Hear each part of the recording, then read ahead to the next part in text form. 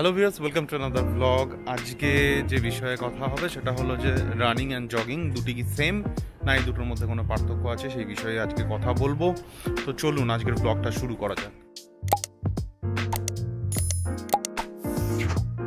Jogging বলতে বোঝায় যে running at a slow speed, মানে এক্ষেত্রে আপনার চলার গতি অনেক কম হবে, মোটামুটিভাবে 6.4 টু 9.7 কিলোমিটার পার আওয়ার এই স্পিডে হাঁটলে তখন তাকে বলা হয় জগিং।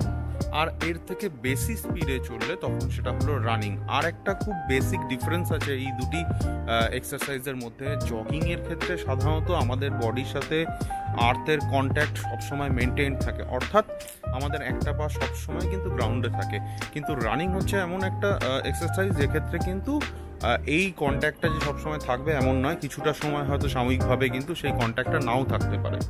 জগিং খুবই ভালো একটি এক্সারসাইজ ওয়েট রিডাকশনের জন্য, এবং আমরা যারা একদম বিগিনার, যারা একদম শুরু করছি জগিং, তাদের কিন্তু এই জগিং শুরু করার আগে কতগুলি বিষয় একটু খেয়াল রাখা উচিত।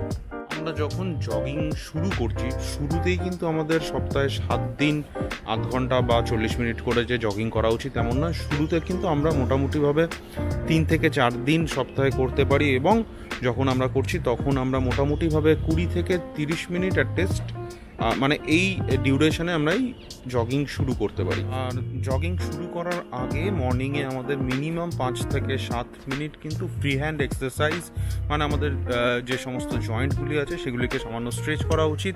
তার ফলে কি হয়, সেই সমস্ত জয়েন্টে ব্লাড ফ্লো বাড়ে, এবং তাতে কিন্তু পরবর্তীকালে ইনজুরি হওয়ার চান্স কিন্তু অনেক কমে আসে। একটা বিষয় আমাদের খেয়াল রাখতে হবে যে জগিংয়ের সময় আমাদের নর্মাল পশ্চার কি হওয়া উচিত। প্রথমে হচ্ছে যে মাথা কিন্তু স্ট্রেট, হেড স্ট্রেট থাকবে, শোল্ডার জ এগুলো রিল্যাক্স থাকবে, হাত মোটামুটি 90 ডিগ্রি অ্যাঙ্গেলে থাকবে, এবং সেটা কিন্তু খুব টাইট থাকবে না, রিল্যাক্স থাকবে।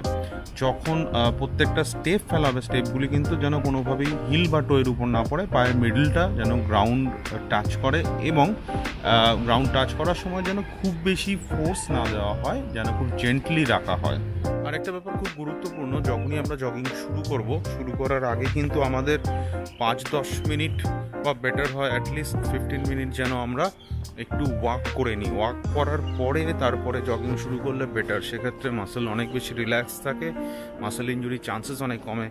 এবং আরেকটি খুব ইম্পর্ট্যান্ট ফ্যাক্টর হলো কিন্তু হাইড্রেশন, অর্থাৎ জগিং শুরু করার আগে আমাদের মিনিমাম 200 থেকে 300 ml জল খাওয়া উচিত, তারপরে জগিং স্টার্ট করা উচিত। এবং জগিংয়ের মাঝখানে 10 থেকে 15 মিনিট অন্তর আমরা কিন্তু 2-3 সিপস অফ ওয়াটার কিন্তু নিতে পারি। আজকের ব্লগে এখানেই শেষ করব, পরবর্তী ব্লগে আপনার সাথে দেখা হচ্ছে। আপনি যদি আমার এই চ্যানেলে নতুন হন, চ্যানেলটি সাবস্ক্রাইব করতে ভুলবেন না, এবং আমার ফেসবুক পেজের লিঙ্ক নিচে ডিসক্রিপশন বক্সে দেওয়া আছে, ফেসবুক পেজটি ফলো করুন নতুন আপডেটস পাওয়ার জন্য। Till then, take care and stay fit, be healthy. Thank you.